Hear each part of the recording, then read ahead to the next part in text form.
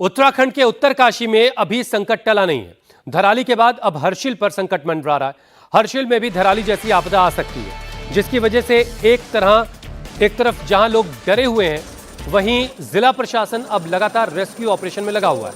हर्षिल को खाली करवाया जा रहा है। लोगों को हेलीकॉप्टर के जरिए उत्तरकाशी भेजा जा रहा है, क्योंकि हर्षिल में बादल फटने की वजह से एक बड़ी सी झील बन गई और माना जा रहा है कि अगर ये झील टूटी तो हर्षिल में धराली जैसी बड़ी तबाही हो सकती है।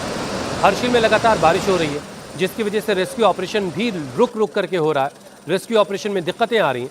हालांकि अभी एक राहत भरी खबर हर्षिल से आई है। मौसम अभी थोड़ा सा खुल गया है, जिसकी वजह से रेस्क्यू ऑपरेशन दोबारा शुरू कर दिया गया है। मौसम खुलने के बाद एक बार फिर से धराली और हर्षिल से जो स्थानीय लोग हैं, उनको निकालने का काम दोबारा से शुरू कर दिया गया है। हेली सर्विस शुरू हो गई है। असल में मौसम खराब होने के बाद कल दोपहर से हेली जो ऑपरेशन है वो बंद कर दिया गया था, लेकिन एक बार फिर से हेली ऑपरेशन शुरू किया गया है। इस वक्त हर्षिल के हेलीपैड पर हम मौजूद हैं और यहाँ पर जितने मजदूर हैं या फिर जो धराली के लोकल लोग हैं, हर्षिल के लोकल लोग हैं, उनको ले जाने का काम इस वक्त किया जा रहा है।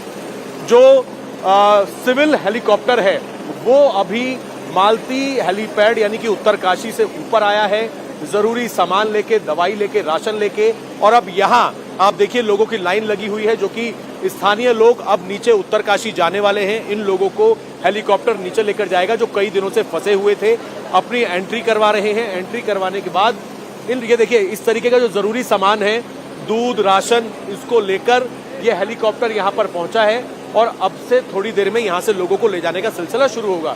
ये लाइन लग के लोगों को हेलीकॉप्टर में भेजा जा रहा है और एयरफोर्स यहाँ पर इन लोगों के नाम, डिटेल जो है वो सब कुछ लिख रही है, ताकि ये लोग अब यहाँ से निकल जाएं। चलेगा, एक बार मैं आपको अंदर की भी तस्वीरें दिखा दूं।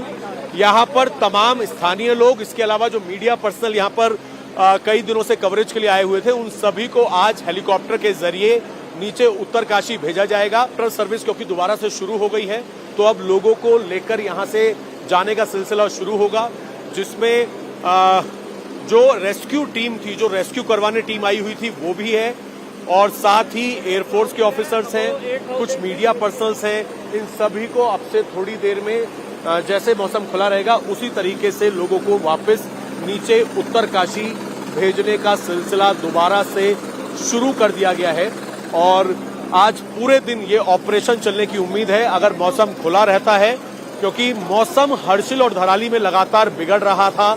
इस वजह से जैसे ही बारिश होती है उसके बाद हेली सर्विस बंद कर दी जाती है, लेकिन अब दोबारा से हेली सर्विस को शुरू किया गया है और लोगों को, क्योंकि हर्षिल के अंदर खतरा बताया जा रहा है, झील बड़ी होती जा रही है, उस वजह से धराली के बाद हर्षिल में भी कहीं ना कहीं एक खतरा है कि हर्षिल भी बह सकता है। और यही वजह है कि अब जो लोग यहाँ पर फंसे हुए थे उनको वापस भिजवाने का काम शुरू यहाँ पर कर दिया गया है। हमारे साथ सर्जेंट राजेश स्वामी जी मौजूद हैं। मौसम कल खराब हो गया था, जिस वजह से हेली सर्विस रुकी थी।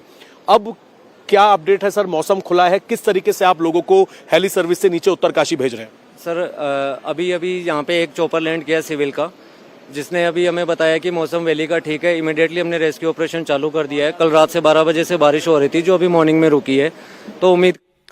हर्षिल और गंगोत्री के पास पहाड़ों पर हो रही भारी बारिश की वजह से भागीरथी नदी का जलस्तर बढ़ गया है, जिससे कृत्रिम झील भी एक बड़े खतरे का रूप लेती जा रही है। हालांकि इसे पंचर करके इसका पानी निकालने की योजना बनाई गई है, लेकिन वो सफल नहीं हो पाई।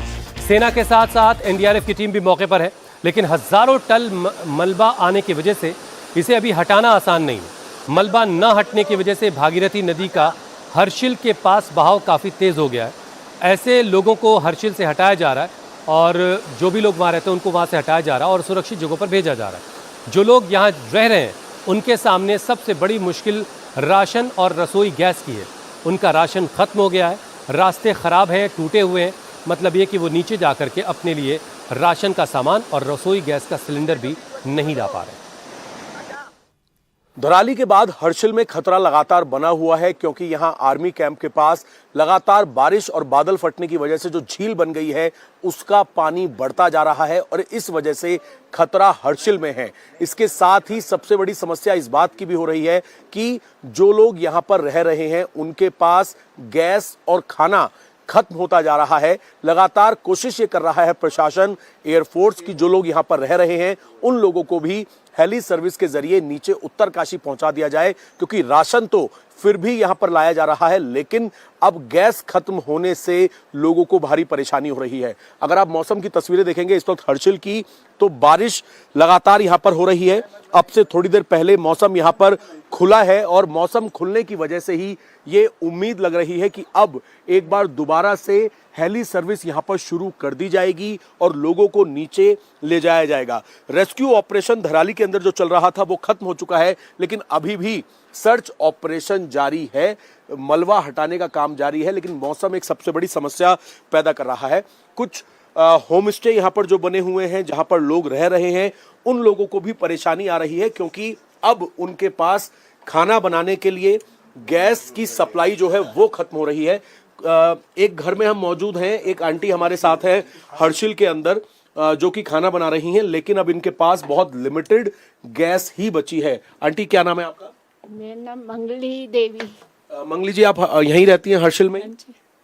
तो अब क्या समस्या हो रही है आप लोगों को खाने पीने में? गैस की क्या समस्या है? अब गैस की समस्या है और थोड़ा सब्जी, साग सब्जी, मसाला कुछ नहीं आ रहा है यहाँ पे। अब लोगों को क्या खिलाएंगे? तो अब जैसे बता रहे हैं यहाँ पर भी खतरा है झील बनने की वजह से, तो आप लोगों को भी प्रशासन कह रहा है कि आप लोग भी नीचे आ जाएं या हेलीकॉप्टर से आप भी नीचे चले जाएं। यहाँ क्यों अभी भी आप लोग फंसे हुए हैं? यहाँ पे हमारा गेट ऐसी अभी गेट बना हुआ नहीं है, बाढ़ ऐसी नहीं है ना, तो गाय डंगर घुसने का डर है, सामान ऐसे फैले हुए हैं। तो आप लोग भी अब चाहते हैं कि खतरे से आप भी नीचे चले जाएं, ऐसा चाहते हैं आप लोग? ऐसा तो चाहते हैं ना पर जा नहीं सकते।